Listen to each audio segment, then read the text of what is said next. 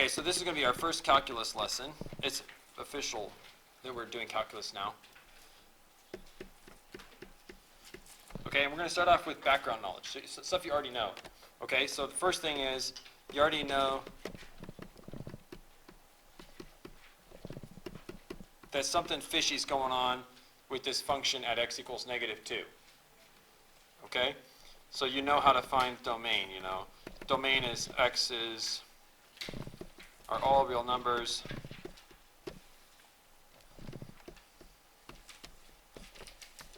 but not -2. -2, something fishy is happening at -2. Right? Okay. So we said that there's kind of two possibilities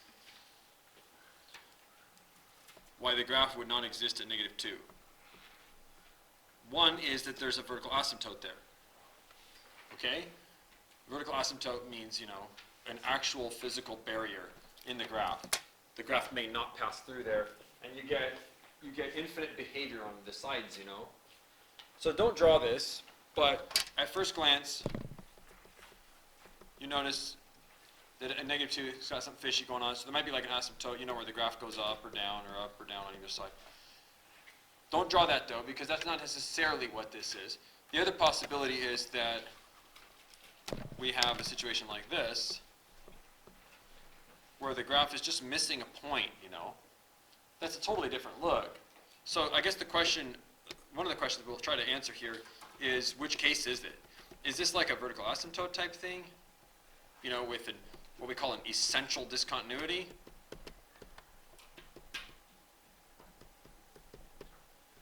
Or some people call it an infinite discontinuity. Is that what we're dealing with? Or is it just like a single missing point? This is sometimes just called a point discontinuity, or in everyday language, just a hole. You see. Either way, something fishy is happening at -2. You understand? Okay, I guess you could write this, you could draw this. We're not answering the question here, we're asking this question. Which case is it? It's got some good vocabulary you want to write down. By the way, the point is also called a removable discontinuity.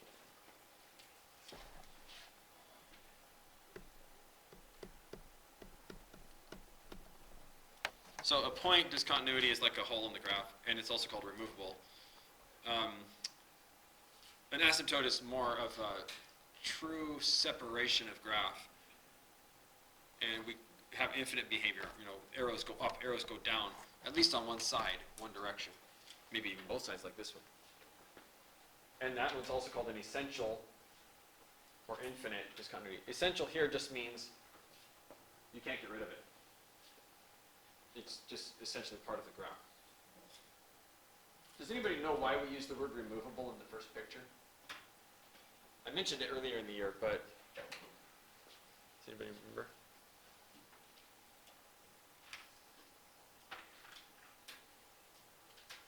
Okay, it's because it's so easy to get rid of it. Let's say that you didn't want any discontinuities in the graph. You wanted your graph to be nice and continuous. It's so easy to fill a hole. All you have to do is say, you know, f of -2 is 5, and then that plugs the hole, and now the graph is continuous everywhere. You know, continuous at -2 specifically. You guys know what I mean? Like, it's easy to just put one little dot in there, and it fills the hole, and now the graph is sort of fixed. You know, it doesn't have any breaks in it. Whereas this thing, how do you fix this? You got to take out the asymptote. You've got to glue the two branches together, you know, to make it continuous through that region. That's not going to happen. You can't remove an asymptote from the graph. It's essential. It stays there. And you certainly can't glue these together anyway. Even if you pull the asymptote out, why would you put them together, you know? Why not just have two different curves? So my point is, these are sort of more serious, you know, whereas these you can just plop one little dot in there and it fixes it.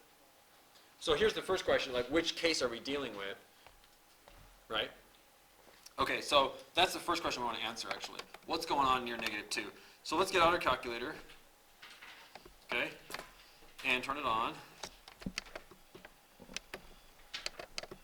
and go in here, and let's put in the function. Don't forget parentheses for this kind of stuff, right?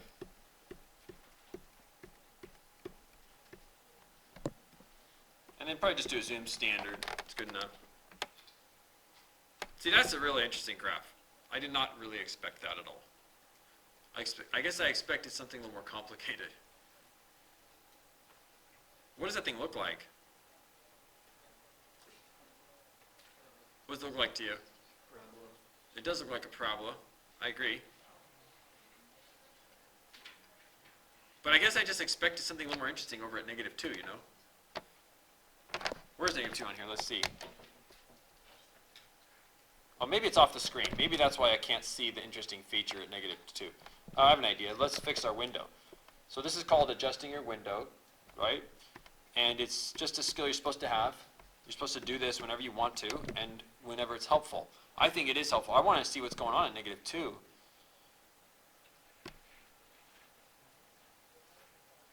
Man, it just doesn't look like anything interesting is happening at -2 at all, which is surprising me. I don't get it. But I think I've answered the first question. Haven't I? It's not an asymptote. My first question was, what's going on at -2? Is it a hole or is it an asymptote? I'm pretty sure it's not an asymptote. Why? It doesn't look like the graph is going off to infinity on either side, right? Look at the picture. I don't think the graph is going off to infinity.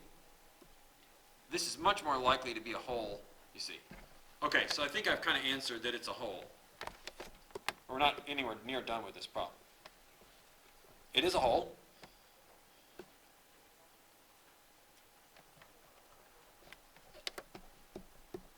We have a hole. I should put f of x, has a hole. At x equals -2. Okay, but how do you find the location of that hole? Well, I guess you're supposed to take the x that we've got here and plug it into our function. You can't do that, right? You cannot find the y-coordinate of our hole by plugging this into here. You're going to get 0 over 0. Okay, that's the whole problem. You can't plug this in. It's not even defined at x equals -2. So how dare we plug numbers into functions that don't accept them? You can't plug -2 into a function that won't take it. It's like force feeding the baby. It's just wrong. Okay? You can't just put something in their mouth. They don't want it. They're going to spit it out. Okay, so you see my point. So we're not going to feed -2 to our function. What we need to do is look at the limit near -2. Study the graph near -2. Okay? So what I'm going to do is I'm going to do a limit x goes to -2 from the left, and a limit x goes to -2 from the right. And we've talked about all this before. This is just review, really. And if you're too lazy to plug in things like -2.01, -2.1, -2.01, -2.001, you just make your calculator do it. Okay? So let's do that. Let's get our calculator out. Let's go to the table feature. This is a great feature anyway. It's almost better than the graphing screen for this kind of stuff.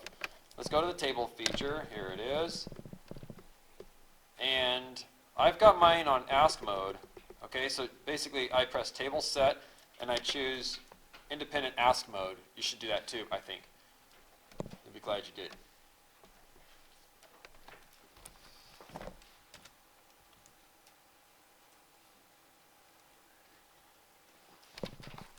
Okay, so put it on ask mode, and then what you want to do is just press table and it'll be blank. You can make your own table. Have I taught you this before? I think I did. Certain classes I maybe mentioned it, others I didn't, so it sounds like I already did for you. But now you can just type, -2.1, -2.01, -2.001. You're coming closer to -2 from the negative side. Wow, look at that. Boy, it looks like it's getting closer and closer to 12, doesn't it? Okay, this is just a guess, but I think it's 12. All right. If you type in like -2.00000000001, it's going to think you mean -2, and it's going to put a number. And if you type -2, it's going to say error. Why? Error. Why? Yeah, it's out of domain. You're not allowed to plug in -2. So I don't think you should go any closer than -2.001.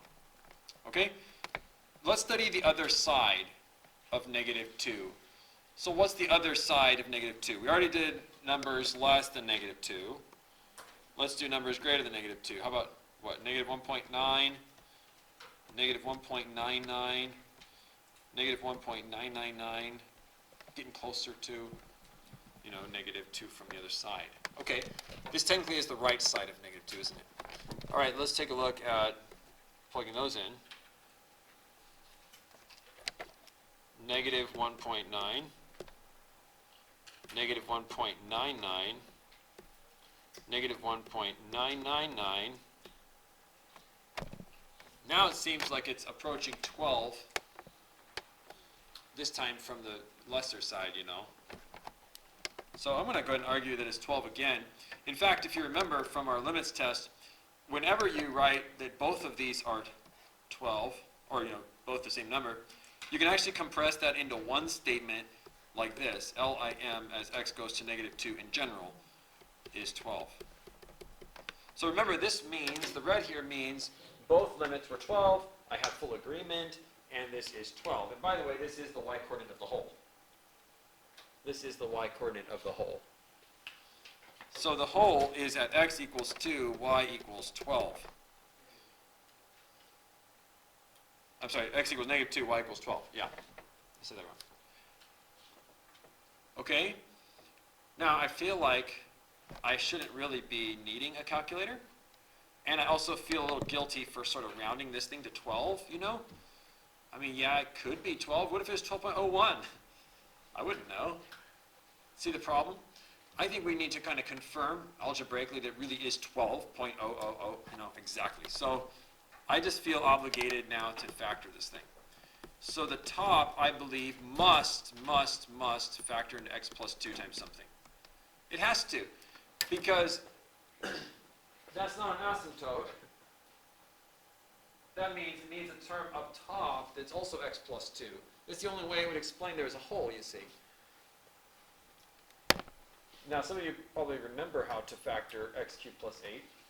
But let me show you that you do not need to memorize any fancy rules for factoring for this kind of stuff, okay? I taught you synthetic division earlier in the year, right? So I'm going to factor x cubed plus 8 without any trick formulas. Maybe you already know the SOAP rule, okay? Depends on how heavily your algebra, emphasized it.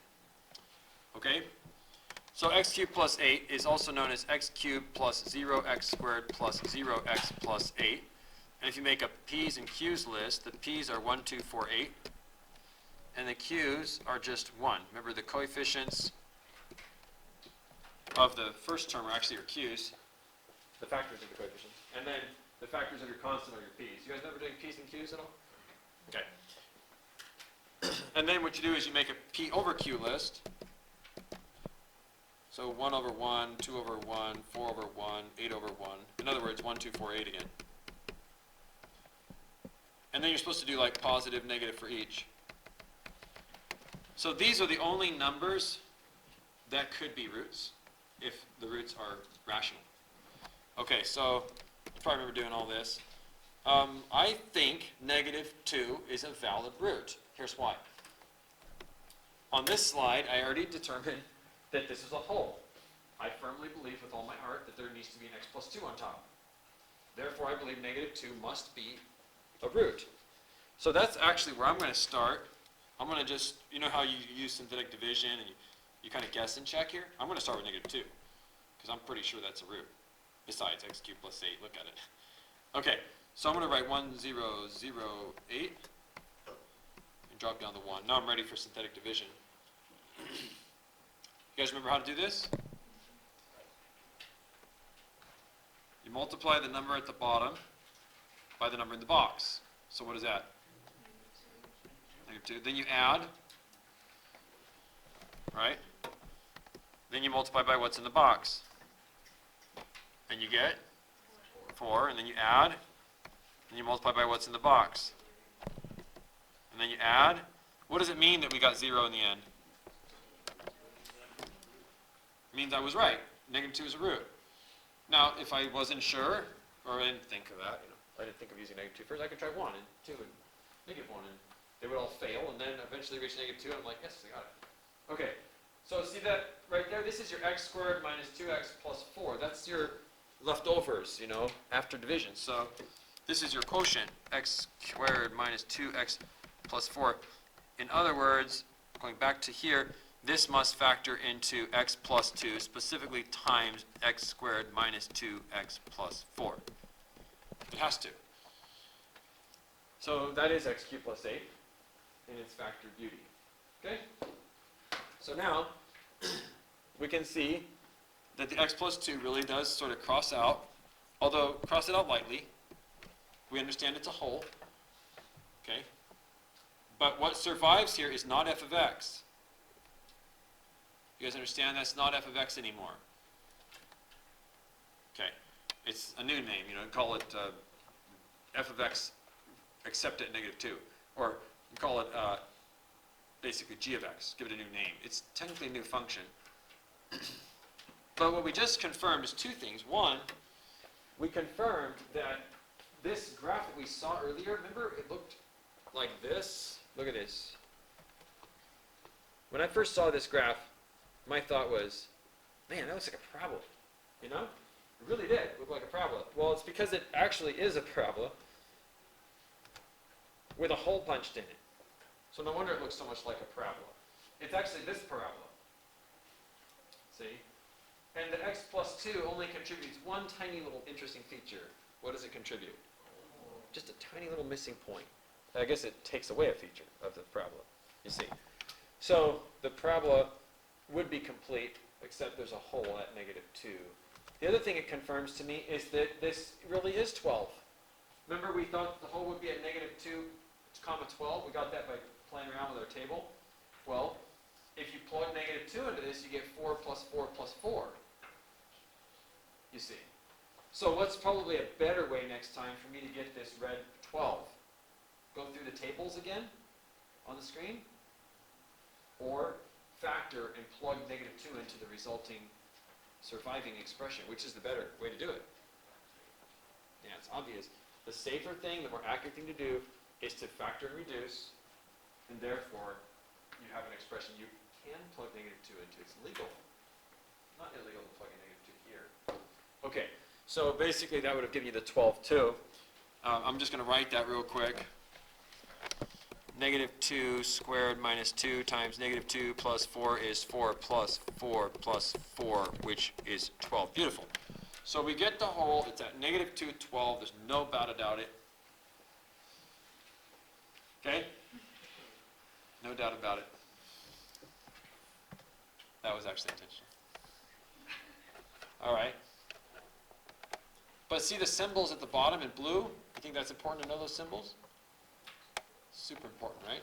So let's just graph it real quick. Let's graph just near negative 2, So what's going on near negative 2? The graph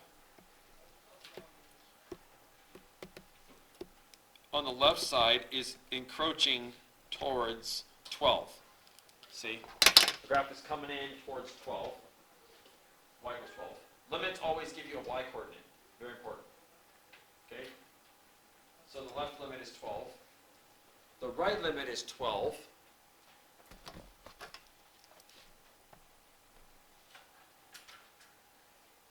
And the whole is at negative 2, 12.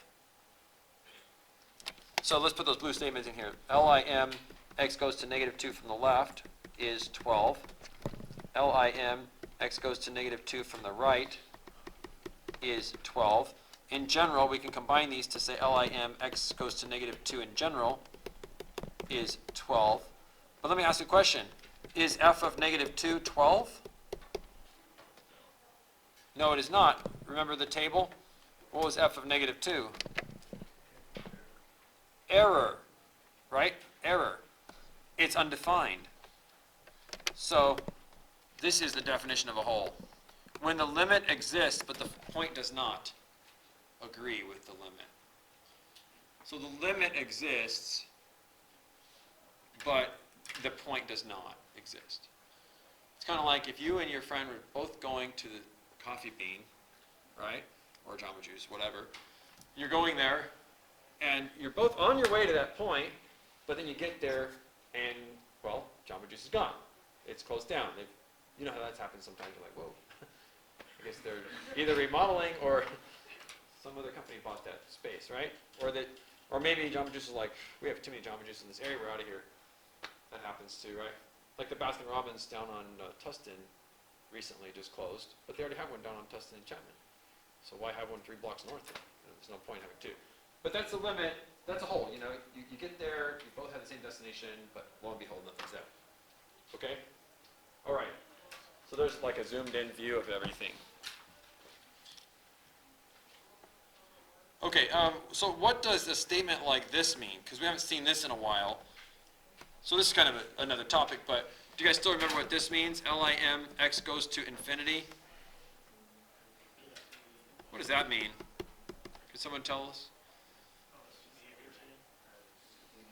Yeah, this and this together have a slightly different meaning. This describes end behavior.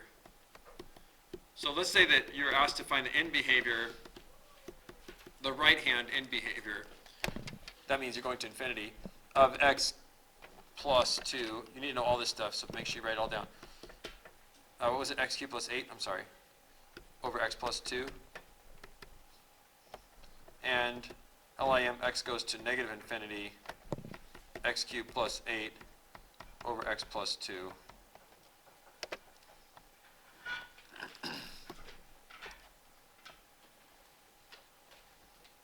What does this mean? Or how do you do these problems? Do you guys remember spit and the ocean? Okay. Spit in the ocean is a way of understanding, especially rational functions, when you're dealing with very, very large x's or very, very extremely negative x's. Okay? So, for example, what we usually do on this is we look at the numerator and we just look to see which term dominates. Okay? It's usually the term with the higher powers, or if there's like a 2 to the x, those guys are very, very powerful. E to the x, factorials, if you see like an n factorial, that guy's going to dominate everybody, even bigger than 2 to the n, or 2 to the x. But basically, if you see something powerful, that's all you're going to investigate. So here we have x cubed and 8. I don't think there's much contest between x cubed and 8. If x is 10, we've already got 1,000 here and only 8 here, right? So if somebody owes you $1,008, you might just say, oh, they owe me $1,000, right? Yeah. So think of it as big value, small insignificant value. Who wins the battle? X cubed. So you can basically just ignore the 8, and on the bottom you do the same thing. So you won't be ignoring the x, you'll be ignoring the 2, right? So ignore the lesser one, I guess you could say. So although this is a different problem, it has the same answer. See? And it's easy to solve. It's easier to solve. Well, we certainly know what happens to x squared, you know, when x gets big. What happens to x squared when x gets big? Yeah, it gets big, right. So this just comes out to infinity.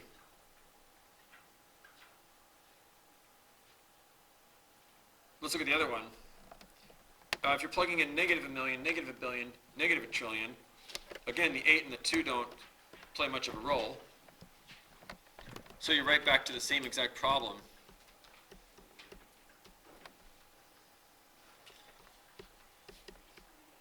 The answer to this one's infinity as well. So what does this mean graphically? It means that both the right extreme behavior and the left extreme behavior are infinitely upwards, is what it means. And that jives and agrees with our picture, right? If you look back at your graphing screen, obviously, it goes up on both sides. In fact, if you sketch y equals x squared right onto this graph, which you can't do because you probably haven't even drawn this graph, y equals x squared looks like this. It's a totally different parabola, you know. But if you zoomed out a lot, you couldn't tell the difference at all. Like if you really, really zoomed out a lot. So like if you made your window, like you're looking between negative a million and a positive million, you probably wouldn't be able to see this local behavior. You just see the two right sides, you know, or the two sides, left and right, and they would probably match up pretty well with the red. That's what we're saying. But the whole point is understand what simpler graph does our function look kind of like? Well, it's very similar to x squared. It has all the same int behaviors x squared has. And we've memorized that one. So the x squared here is called the int behavior model, or you can just think of it as sort of the role model for the graph. Okay, notice that the vertex of this graph right here is not at 0 something, right? It's actually in the first quadrant. Do you guys remember how to find that? Remember how to find the vertex of a parabola? Here's your parabola, x squared minus 2x plus 4. Let's make sure we review all these basic skills. F of x was this, which reduced to x squared minus 2x plus 4. Do you guys remember how to just analyze this part alone to find the vertex? You can use negative b over 2a. You can also complete the square. In this particular problem, it's pretty easy to just add a magic 1 right here, as long as you promise to take it away, right? I don't dare call this f anymore, but I can call it y or g. Can you tell where the vertex is? Right shift 1, up shift 3. Where's the vertex? 1, 3. Yeah. So the vertex is at 1, 3. So that's this point here. That's an important skill. You remember how to find x and y intercepts? You make x 0 to find the y intercepts, make y 0 to find the x intercepts. Okay, so we don't have to do all that, but all those skills are still important, right? Okay, I'm done with this graph, and I have nothing left to talk about. I talked about the extreme behaviors and the local behaviors, and we talked about the difference between a hole and an asymptote. Okay? Now, let's say that you do a problem. How much of that is calculator and how much is not calculator? You're kind of supposed to get to the point where you don't need the calculator very often at all. Okay? Where you can kind of factor pretty well. You can cancel things out if they cancel. Or you might just factor and realize, hey, this doesn't cancel. This is an asymptote. You know? And then sometimes you need to know, like, exactly where point is, get your calculator out. But don't, like, just grab on the screen and look at it like we did this problem. All this problem should be now redone without the calculator visible at all. Everything we did could have been done easily without a calculator. The reason I introduced it with calculators is because I wanted to start you thinking about that hole. Okay? So just try not to use your calculator too much when you get your worksheet tonight. Okay? Remember, tomorrow we go over the quiz, Monday's a test, but you have homework tonight. So we're done with that problem. Let's go on to another example. Okay? I don't want to use a complicated one like the one I just used for the second example.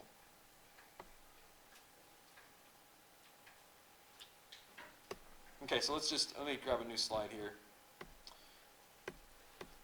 Okay, so my second function is my favorite function. Do you have a favorite function? And just so you don't think we always call everything f all the time, let's go with g of x equals 4x minus x squared. This is my favorite function. You too should have a favorite function. I used to like asking people, what's your favorite ocean? They always look at me like, I have never once thought about that in my life. Indian Ocean? Sure. It's warm. Probably amazing snorkeling there. Okay. I have to say, the Pacific is not my favorite. Having lived in Taiwan near the South China Sea, and the water's so warm, I don't know. Not a real fan of the Pacific. Sorry. I guess that makes me very un-Californian. But, oh well. So let me tell you something I always do when I'm given a function. The first thing I always ask myself is, can I factor it? Because if I can factor it, I can graph it in under 30 seconds. I don't need a calculator at all. This particular one, you can pull an x out. Okay? And the value in that is I can tell you where the roots are. Okay? So I already know that x equals 0 is a root, and x equals 4 is a root. And that is very valuable. I just got 2 points for free. The other thing I ask is, have I seen this kind of graph before? And the answer is yes, this is a parabola. Does it open up or down? Can you tell? How do you know? yeah, the quadratic term is negative, so we know that this opens down. So we call it actually concave down, but we can just put parabola opening down today. Okay, I think I actually have a pretty good idea of what this graph looks like. You know, if I gave you a picture of a human being and showed you the two eyeballs, you could probably guess where the nose is. Right? You know, it's like slightly below and between them. So I think you can guess where the vertex is what I'm saying. Right? Just from symmetry alone, we know that the vertex has to be in the first quadrant. It's got to be halfway between these two, right? And we also know that it's opening down, so it couldn't be down in quadrant 4. So here it is. So I guess the only question I have then is where exactly is it? Well, it's at 2 something. So notice how fast I'm drawing this graph out. It's definitely at 2 something. And how do you find a y-coordinate when you know an x-coordinate? Plug it in. Right. So now I'm just going to find f of 2 real quick. 4 times 2 minus 2 squared. That's just basically 8 minus 4. Okay, so f of 2 is 4. This is the point 2, 4, you see. So that was a pretty thorough graph, and I didn't really use my calculator at all. In fact, the domain is all real numbers, isn't it? So there's not really very interesting features on this graph. Instead, I wanted to use this function to show you what kinds of skills you're going to have when you're done with calculus class. Okay? So maybe you're not planning on taking calculus. I hope you change your mind. Let me show you why. Okay? There are a lot of questions you cannot answer right now. A lot of questions. Here's one question, a very basic question, right here.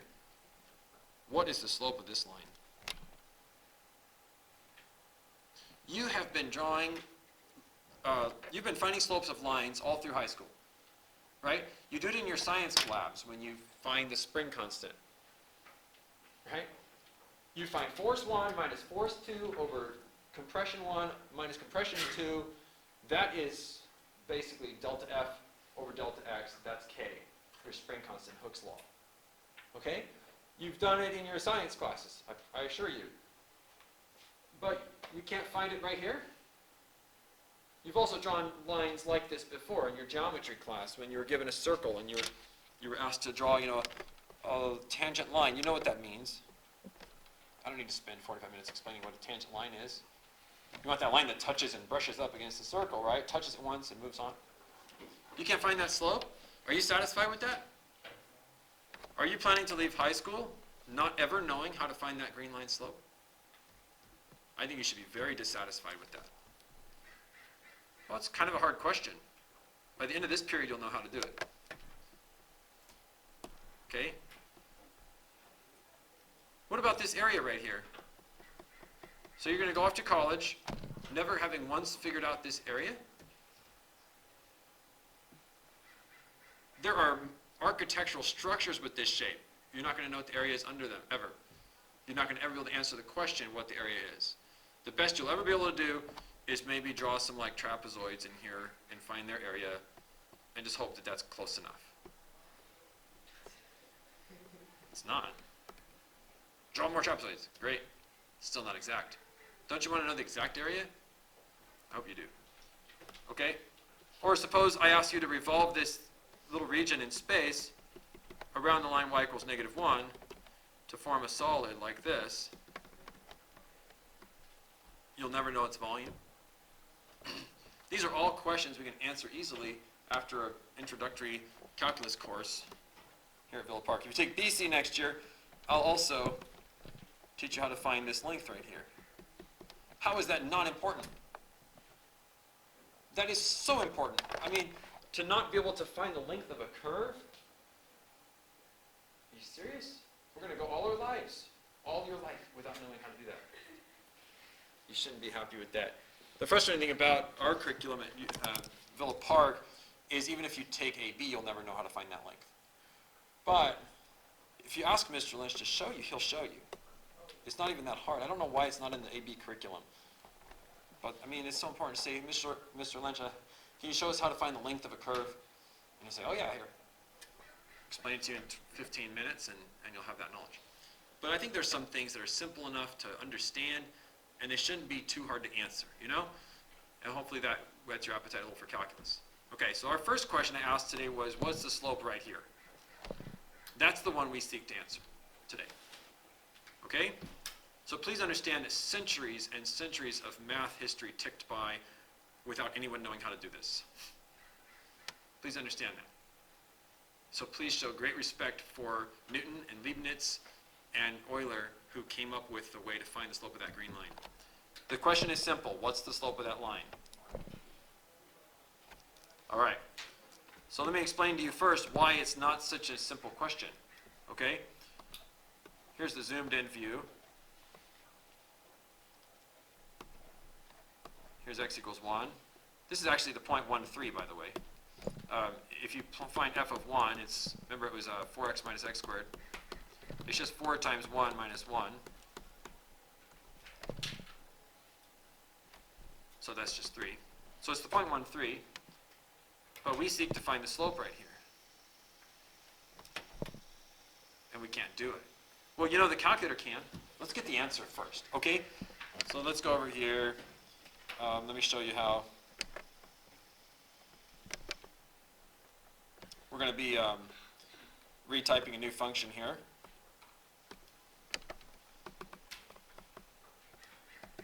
This one is 4x minus x squared graph. There it is. Okay, from this screen, and all of your calculators can do this, go ahead and press Secant Calc. You should get this menu. Secant Calc. It's right there. See this right here, dy dx? That means change in y over change in x. That means y2 minus y1 over x2 minus x1, you see. You guys know delta means. Delta y means subtract your y's. Delta x means subtract your x's. This basically is slope, is what it means. That's exactly the button we're looking for. So press 6. Go down, press 6.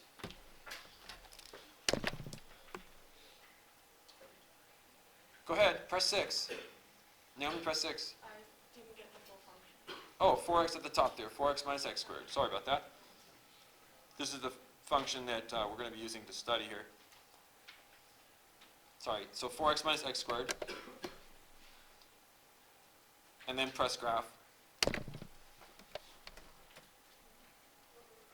Press Secant Calc, choose option 6. And then just press 1. 1. The x is 1. Press enter. At the bottom of the screen, it should tell you dy dx. It says dy dx equals 2. Dy dx equals 2. Raise your hand if you reach that spot. 3.57? Yeah. Something's fishy there. Is your function, did you change your function to 4x minus x squared? Press y equals? Yeah, it's 4x minus. I can't press enter to Or perhaps you used alpha x instead of the x button. Yeah. Sometimes that messes it up. You would definitely want to use your variable button for that sort of thing. 4x, oh, and did you do, which minus sign did you do? 4x minus x squared, you have to use this subtraction key, not the negative key. I think I pressed enter to So Secant Math brings you to this screen, which is a great screen. Going down to option 6. And then type 1, enter. Okay, what does that mean? Dy dx is 2. What's it trying to tell us?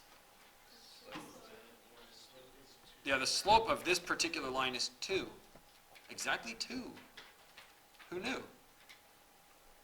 Okay, so we have the answer. Now I'm going to show you how Newton found it. Okay, he didn't have a graphing calculator. So here's what he did. He said, well, I would like to find the slope, so I need 2 points.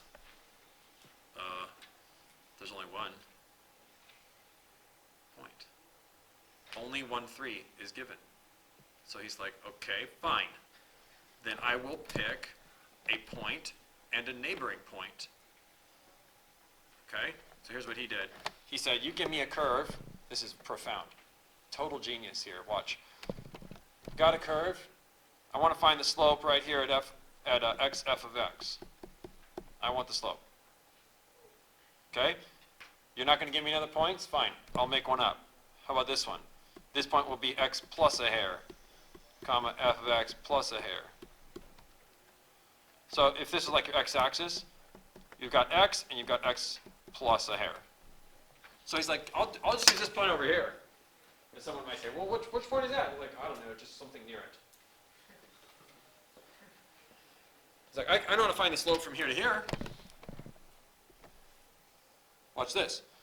The slope is y2 minus y1 over x2 minus x1. F of x plus h minus f of x over h. Because these cancel out, you know.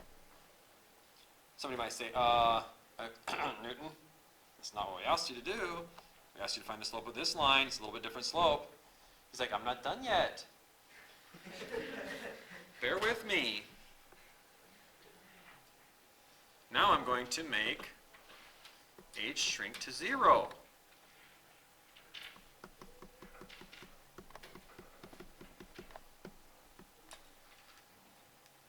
Oh, Newton, you mean you're going to use x and itself?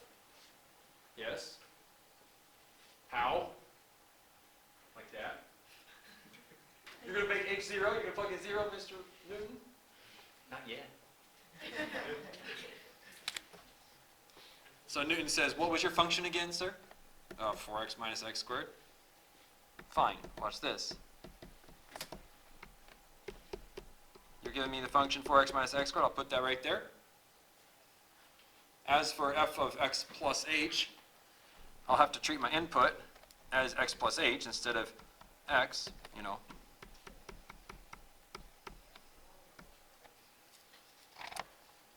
Foil it out, distribute the 4, distribute the negative, all that good stuff.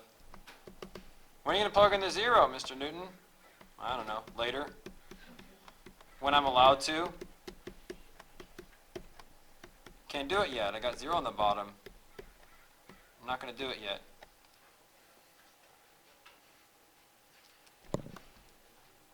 Four x cancels out. X squared cancels out. H factors out.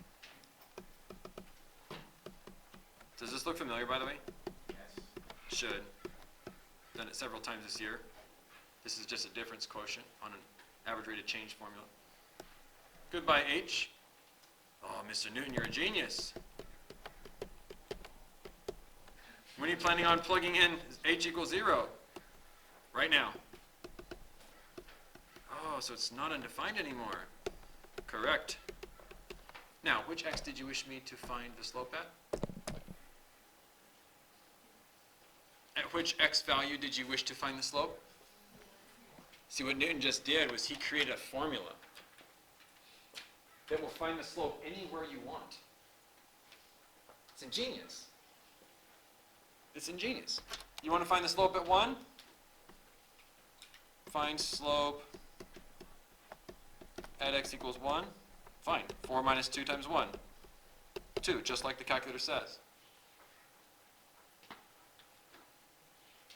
Okay, so what you just created here is what Newton created 300 years ago.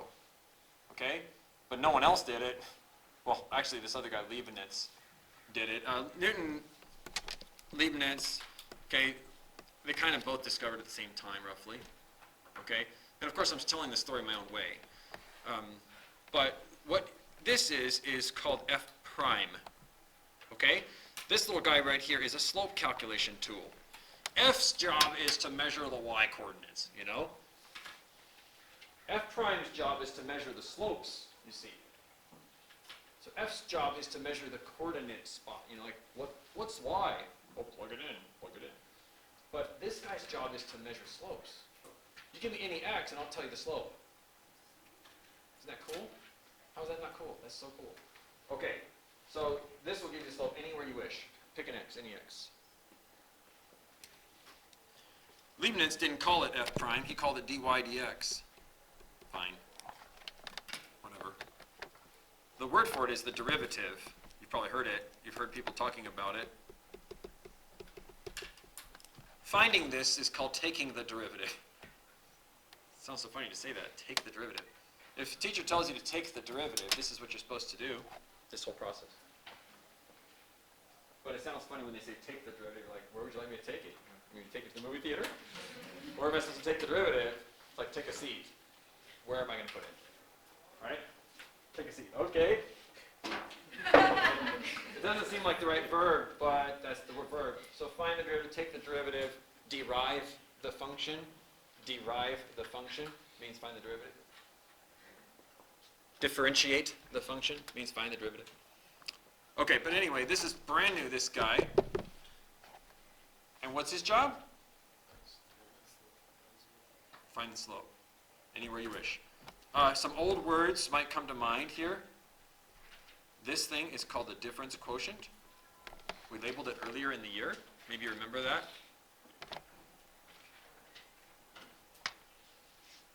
The idea of finding a slope between 2 points is often called finding the slope of a secant line. Maybe you remember that phrase, secant line. It just basically means a line cuts through a curve twice. Bam, bam, 2 red points. Find the slope. Okay, so technically this m is slope of secant. This is the slope of a secant line. And the other one down below, this f prime business, where you put the LIM on here, this is a little bit different. This is m of a tangent line. So look at the difference. The slope of a tangent line has the LIM, h goes to 0. The slope of a secant line doesn't. Okay? What a powerful tool.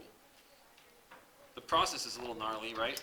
Getting to the answer, Newton did some pretty clever algebra in here and was able to get that h to go away. By the way, the h always goes away. And you can hang your hat on that. I mean, you can assure yourself that I know I'm getting stuck in this algebra, but that thing's going to drop out eventually. And you've done it many times in my class. I tried to keep you doing it most of the year, first semester at least. You did this many, many times. And then this has meaning now. It's the slope of the function anywhere you wish. And it has a name, derivative. Okay, let's just see how accurate this thing is. Here's the function. F of x equals 4x minus x squared. Here's the derivative. F prime of x equals 4 minus 2x. That's what we got, right? That's what Newton got. Okay, so at x equals 1, let me color code. This will be in green.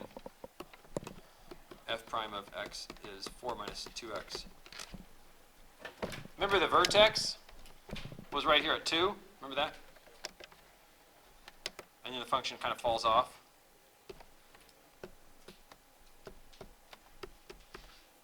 If you drew a tangent line over here at 3, this would be at the point 3, 3, you know.